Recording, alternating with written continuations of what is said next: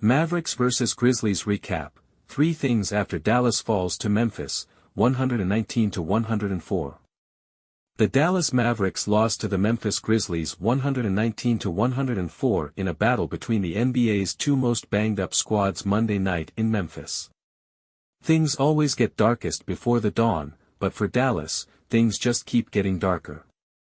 It is the 5th loss in a row, and it comes with a complimentary addition to the injury report.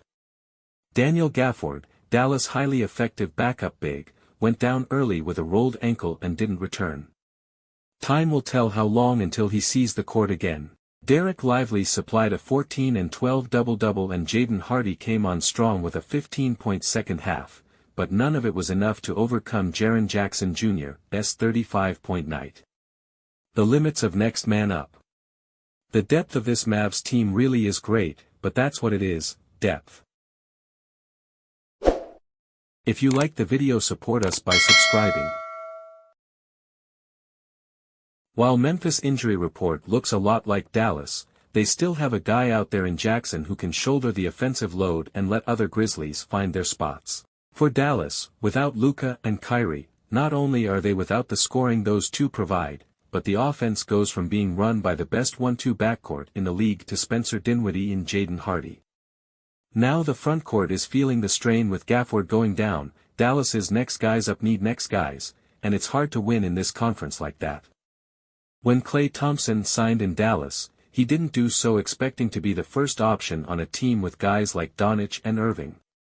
It's not fair to expect him to shoulder the kind of load that comes with being to go-to scoring option, but when you look at this roster, does anyone else jump out at you as being a guy who can get buckets like Klay? He's shooting a little over 38% from 3 this season, which is fine, but below his typical 40%, and on a night like tonight, when he was taking shots that could have swung the momentum a bit, or put a stop to a Memphis scoring run, the misses feel bigger. He's getting good looks, and he took the second most shots tonight with 16, behind PJ Washington's 22. He's just got to look like Golden State Klay for one night to get Dallas back in the win column. Pump the brakes. The Mavs had 15 turnovers tonight, which isn't terrible, but 10 came in the second half, which just so happens to coincide with when Memphis took Dallas' double-digit lead, and built a 12-point advantage of their own. Only time can get this roster looking right, but in the meantime, the players on the floor need to be a little more deliberate. A slower pace might help an offense that tends to get a little helter-skelter, and fewer possessions in a game means a higher variance in expected outcomes, aka, we might just get a little lucky. Dallas right now is a team that will need a little luck to win, and by slowing the game down a little bit, maybe they can make some of their own. Jaren Jackson Jr. had 35 points, 13 rebounds, and 5 assists to lead the Memphis Grizzlies to a 119-104 victory over the Dallas Mavericks on Monday night.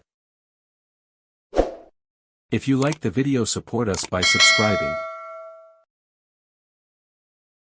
Scottie Pippen Jr. finished with 18 points, while Jalen Wells added 17 points and 11 rebounds as Memphis won for the 10th time in the last 11 home games.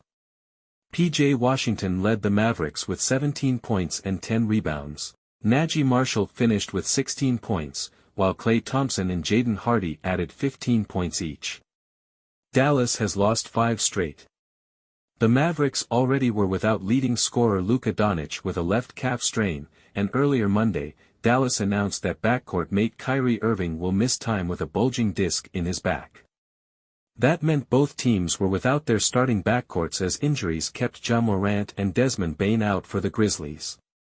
Mavericks, with Dončić and Irving both out with injuries, Dallas was missing its top 2 scorers and 52.4 points a game. Then the Mavericks lost Daniel Gafford to a left ankle sprain in the second quarter. Grizzlies, Memphis got in an early deficit with turnovers and poor shooting, but righted things with better control of the offense through the final 3 quarters. Memphis had taken the lead to 13 early in the fourth, its biggest of the game at that point, but Dallas began relying on 3-pointers to get within 5 points near the 7-minute mark. Memphis went on a 10-2 run to take the lead back to 13 with 2:12 left. Memphis, which is second in the league in points in the paint, finished with 52 points inside and outrebounded Dallas 55-50, including 13 offensive boards. The Mavericks host the Lakers on Tuesday. The Grizzlies host Houston on Thursday.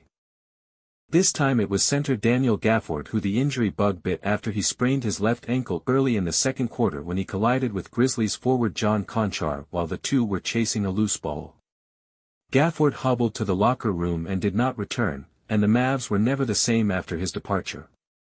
The Mavs were already without guards Luka Dončić, left calf strain, Kyrie Irving, lumbar back sprain, and Dončić, right wrist surgery.